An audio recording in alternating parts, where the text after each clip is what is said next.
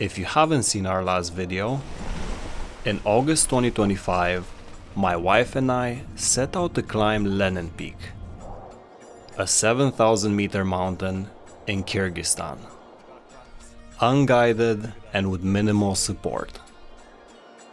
For 7 days, we made our way up to Camp 3, acclimatizing and hauling gear along the route. Our ambitious plan, however, had taken its toll. Because we were exhausted when we got here and you still have to do absolutely everything.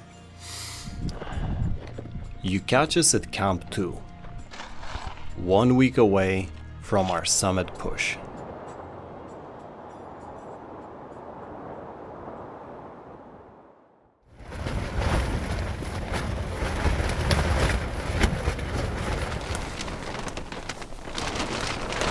This is the current situation over here in the tent. There were heavy winds the whole night, which makes for quite a comfortable sleep. I had to wake up at some point, to be fair, and start putting rocks around even more. But we're meant to leave in an hour to Camp 3, and it's too crazy to go. After much debating, we checked the weather forecast on our Garmin InReach, and it said that it's an 8 km/h wind until 1 p.m. with gusts around 25 km/h, but then the gusts become a little bit heavier after that. So we're gonna try and see if we can get to Camp 3 before 1. Viv said to me that we're missing banter from the video. Oh my god, that does not work. Don't do that. So I'm gonna ask her, what's the pooping situation here at Camp 2, Viv? Poop anywhere. It's horrible. No bathrooms? There's no bathroom. There's nothing. There's crevasses. We're just hoping we don't die falling into a crevasse trying to poop. The first section as you leave Camp 2 is brutal. This incline and this terrain at this altitude is very challenging. That's Camp 2 over there in the distance. You can see how the tents also flew from the high camp. This was a steep ascent on fixed lines over loose scree, snow and ice, with climbers moving in both directions.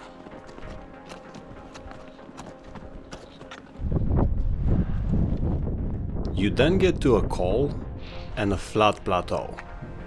It's not steep, but the gradual incline drags on until you finally see the real challenge of the day. We have to go all the way there.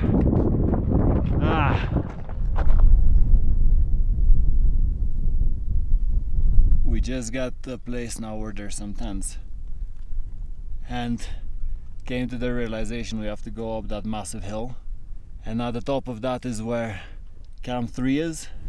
There's a lot of steep climbing on this route until you get to Camp 3, and only then it actually looks quite alright, but until then, man.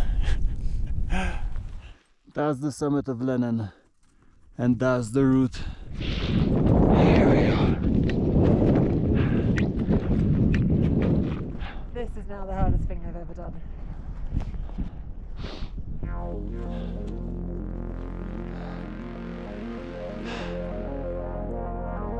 This might not look like much, but at 6,000 meters, the oxygen level is half of what you get at sea level. To say we were struggling would be an understatement.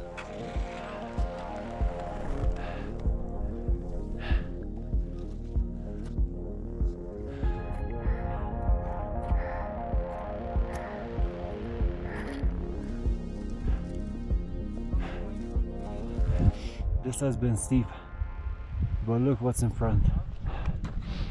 We are at Camp 3.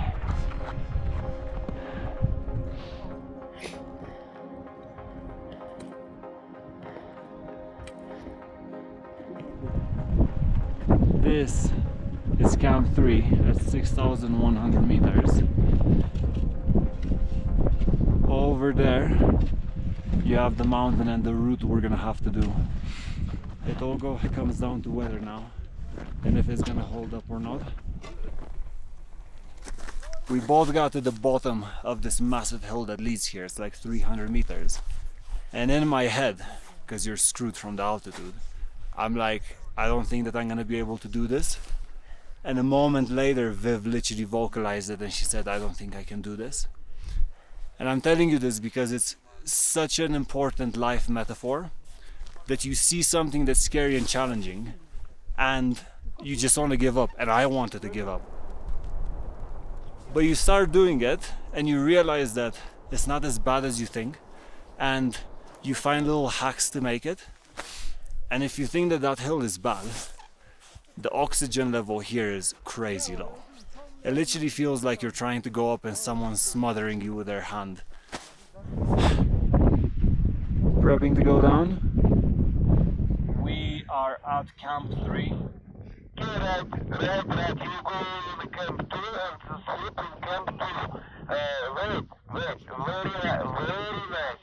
I ask you 16 o'clock today. Copy that. 16 o'clock today, we'll speak again. Thank you, over and out. Good luck. Yes, good luck. Over and out. When do you have a chance to say that? Honestly, Over and out. when do you have a chance to do it? You gotta use it.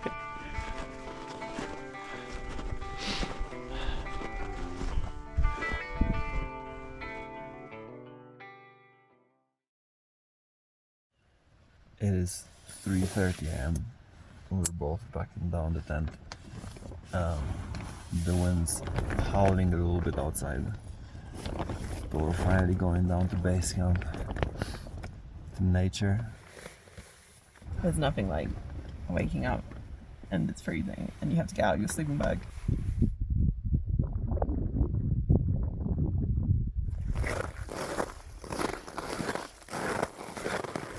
So right now we can see Camp 1 and we can see all of the teams coming up. The person that's the first one to come up is the one that has the most weight. One of the porters. First light on Lenin. After what was a very challenging morning, Viv. Oh my god. We woke up shattered and the wind was howling and we had to take the tent down and everything was going wrong. Like Viv's crampon went undone on the glacier, mine completely fell off. I don't even understand how that happened. And then I have shin pain from one of the boots. We were exhausted.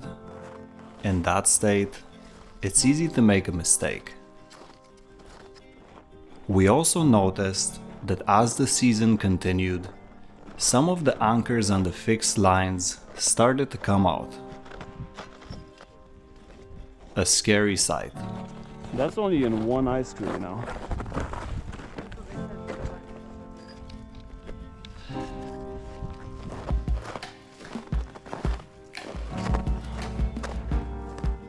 Whoa.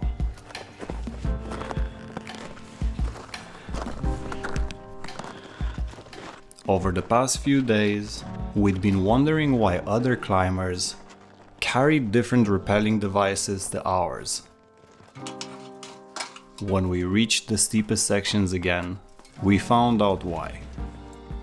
The frozen ropes wouldn't fit in our ATC devices, so we had to improvise and use a prusik knot to descend safely. After 12 hours of trekking, we finally arrived back to base camp, ready for a much needed rest.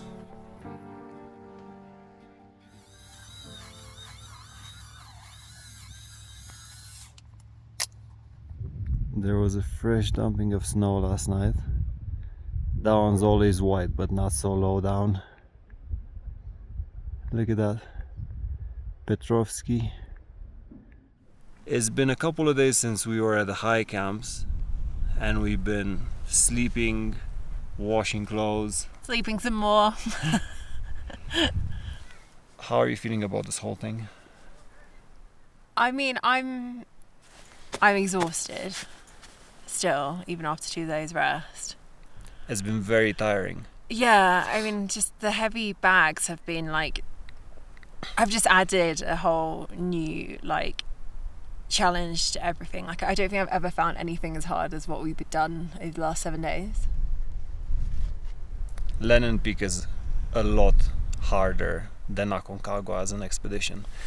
And we did a mistake because we didn't have any more money once we paid for everything with the expedition. We rented a tent from here, and the tent weighs approximately 6 kilos, and we had to carry it in between us over the last 8-9 days. Yeah, on top of all the food and high altitude gear, like, it's just added a whole new dimension to how hard this could be. We basically had to take a hard decision in that we want now to rent tents at the high camps. So later on today we're gonna go and speak with the person here to see if that's possible, because if we're gonna do another round of what we just did, I feel like exhaustion might cause us not to summit.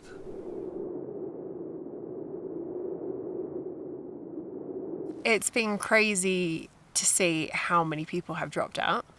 Like, more than 50% of the people who arrived when we did have now dropped out. The ones we met. So that literally the people on our bus. Yeah, from the people who were on our flight, like everyone who we met on our flight who was doing this has dropped out. They were overwhelmed when they got to Camp 2 and Camp 3. It's difficult enough like in the Alps to do something like that over 2 days, but when you're doing it day after day after day, all of that motivation that you initially had is gonna wear off, and the ones that came back look like they were shell-shocked. We've got major factors outside of our control, like the weather, and the wind is picking up big time at the moment.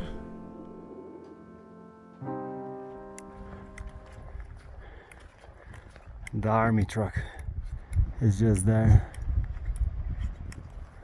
Let's hope they don't stop us. We just literally need to get over this hump here because we still didn't get our permits from our company. Disaster was averted. We managed to pass that section. How are we illegal when we even try to pay for it? I know. Jesus.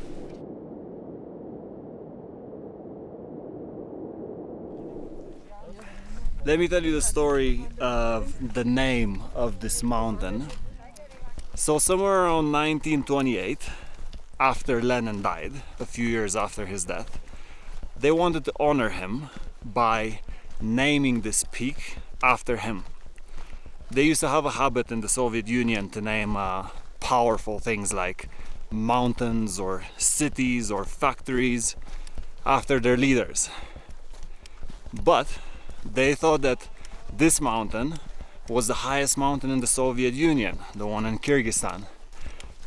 They discovered that there was another mountain that was higher, which lies in Tajikistan.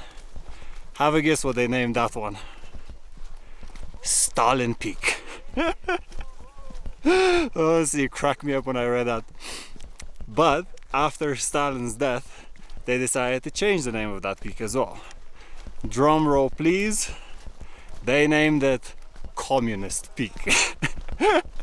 Well, I just love all this like Soviet Union history. And so, with the mountain looming above, we climb back toward the high camps. This time for our summit push.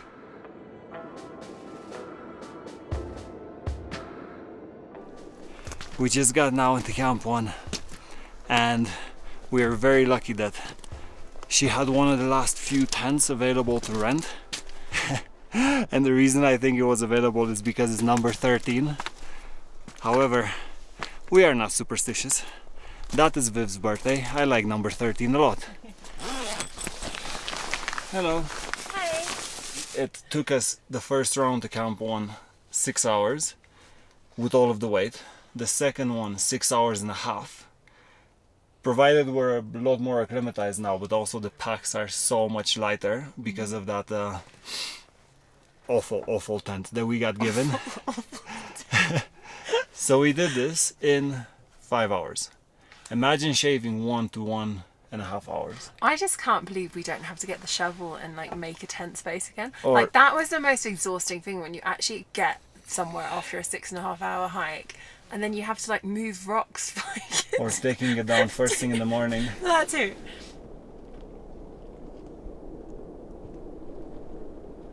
The next day burned itself in my memory.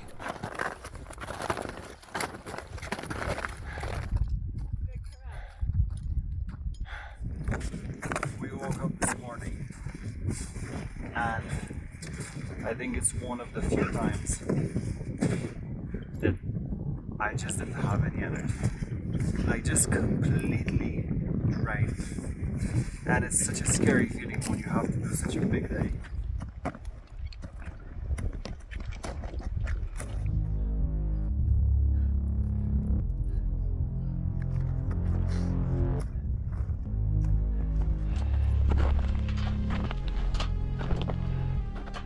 Good work, good work. Get me a bit tighter on purple.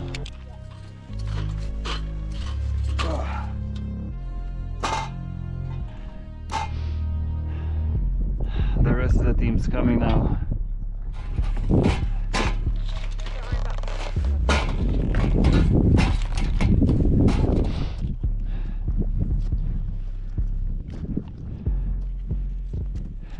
This is probably top 3 hardest days ever that I ever had on a mountain. It's crazy because we rested for 2 days, but just the sheer amount of effort absolutely zapped me.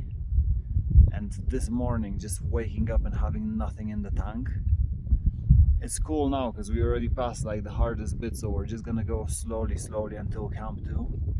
And I think tomorrow we have a day off completely because we're waiting for a weather window. I don't think I'm gonna forget this day anytime soon.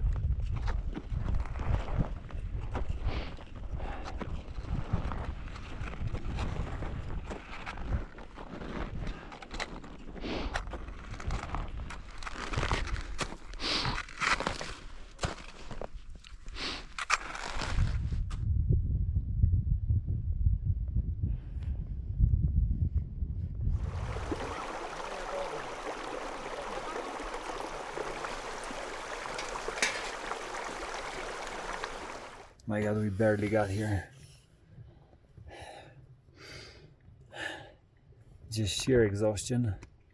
The last, I would say maybe half a kilometer probably took us an hour.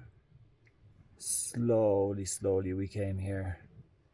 Barely found a person that is in charge of the tents. How are you feeling?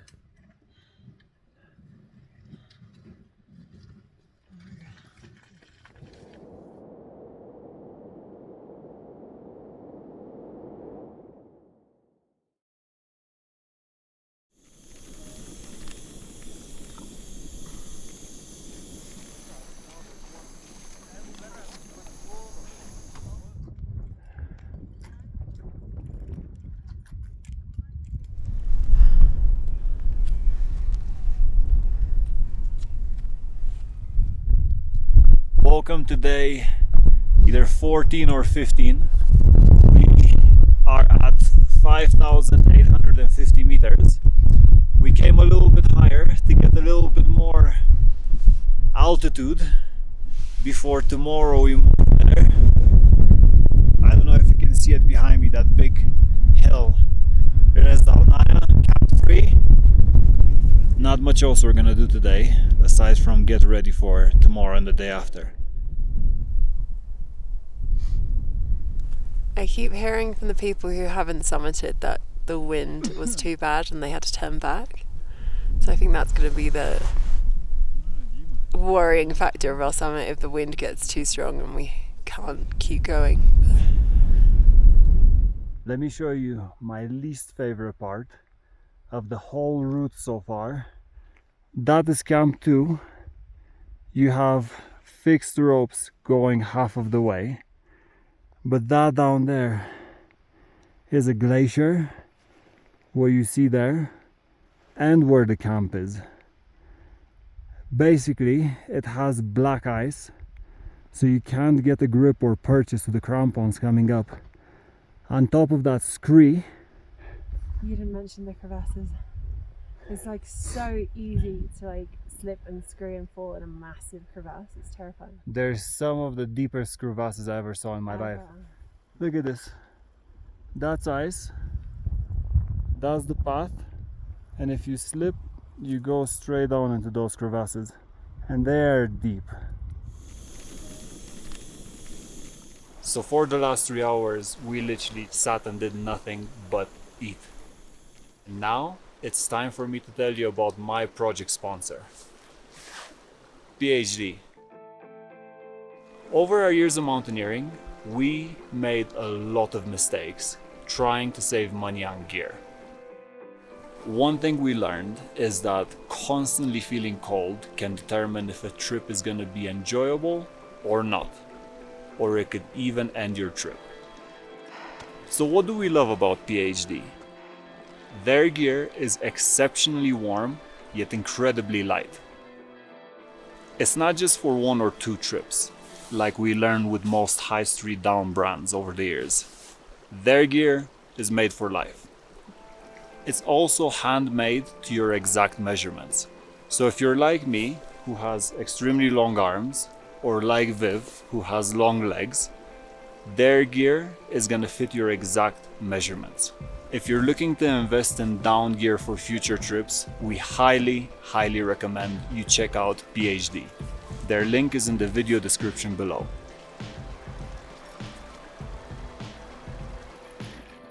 This is how you wash dishes when at Camp 2. Biodegradable soap.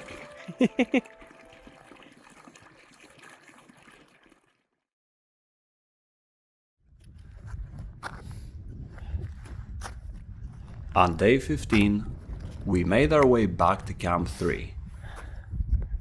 This time to stay.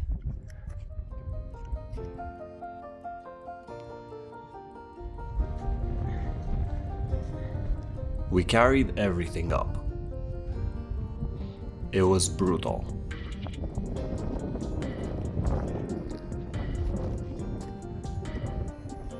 Our food and water depended on us melting snow. So that's what we did most of the day. Hard to breathe over here. Viv has a little bit of an allergic reaction and isn't feeling too good anyway. She's tired, so she's resting. And I'm on melting snow duty. These are all the tents. Up there is our route tomorrow. That little hill up there is the last Lenin Peak. Up here, everything is hard. Breathing is hard. And even the smallest thing takes twice the effort. This is the 15th day in a row since we've been doing this. To tell you the truth, after the first rotation, I felt like I lost all energy. And I feel so much pressure with the Everest expedition with this peak because I have to do a 7,000 meter mountain to qualify for Everest, which is the type of pressure that you don't want when you're climbing something like this. And I'm also constantly comparing, like, will I be able to do that if I don't do this, etc, etc. How do you feel? I can't believe it's the end. The fatigue is just so much. trying to remember all the reasons why I want to climb this mountain. What was your main one? Redemption for Aconcagua. I like that. I hate that I gave up. I really You hate. didn't give up. You're injured. You did not give up. But I Yeah. get you. Yeah, it frustrates me. Then the other reason's probably as part of our logistics package, if you summit the mountain, you get cake. So, summit cake. Need we say more? So, Camp 1 callback. We are at Camp 3. We are here for the night. Vander, put your plane in one more, please. Plan is to sleep at Camp 3 tonight. Tomorrow at 2 a.m. we do summit push. I repeat, tomorrow 2 a.m. we do summit push. I understand. You, good luck tomorrow.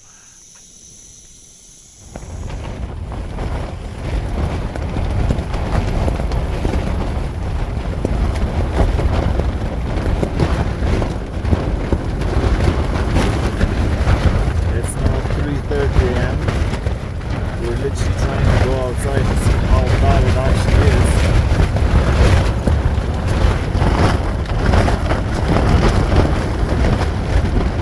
People actually went up, which I find really, really crazy because we went out there and it's insane. I don't know if it gets better at a certain point during the route, but it's so bad outside that if you're gonna make a mistake, there's serious consequences.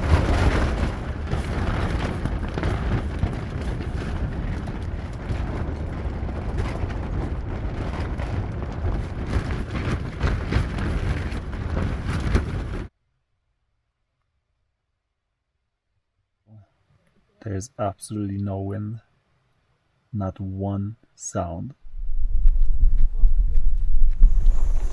So, another day in the tent. Last night, we woke up when we had to at 1:30, and there was a crazy windstorm happening. And then we postponed it by an hour, and then another hour, and nothing changed. And we went outside of the tent. We saw that there were a bunch of people, they were going up. But we had to take the pretty difficult decision to not go. That morning, we realized we wouldn't have enough food or gas to last us another day. This morning, literally as we woke up, we went to ask a bunch of people for gas, and some Nepalese guides actually gave us some for free. Because of the help and kindness we got that day, we had another chance at the summit push. We literally have supplies for one more day exactly. Tomorrow, our last shot towards Lenin Peak. That's as much supplies as we have. We'll wake up again at 1:30 and hopefully the weather is on our side.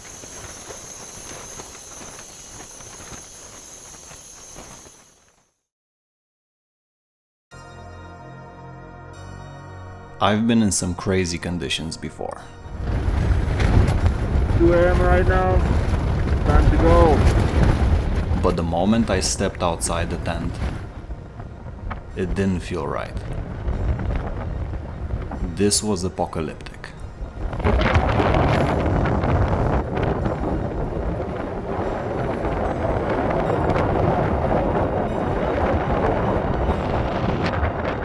A group was already on the route. The wind shoved us side to side, and we struggled to keep to the line. At one point, my leg dropped into a crevasse. Every cell in my body said the same thing. If we keep going up, something bad will happen.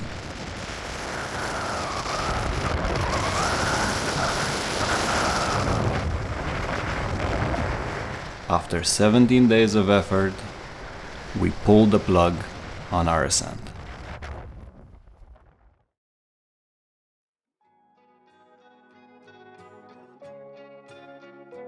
We tried to sleep for an hour.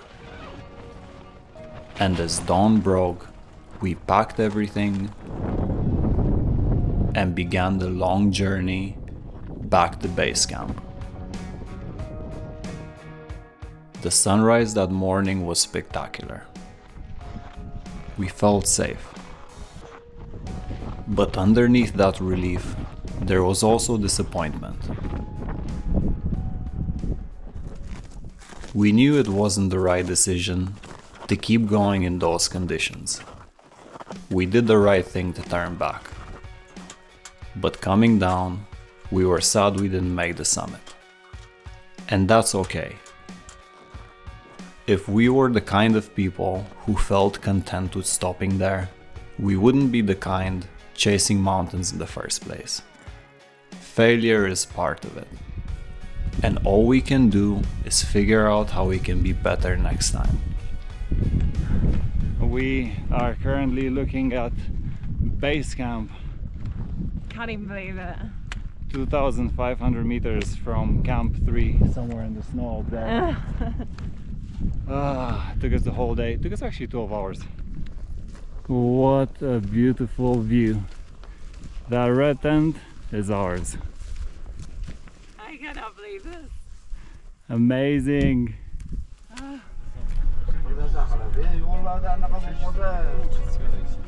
And who knows? Maybe this won't be the last of Lenin Peak.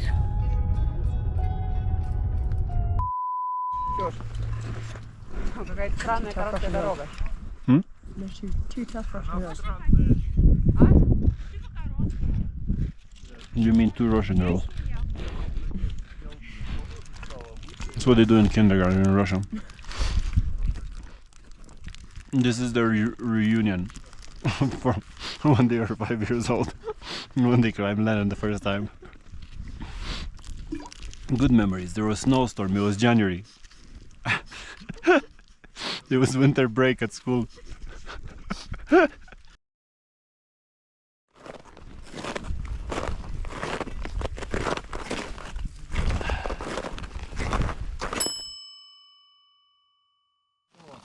I was joking before, but I was actually a kid. Yeah.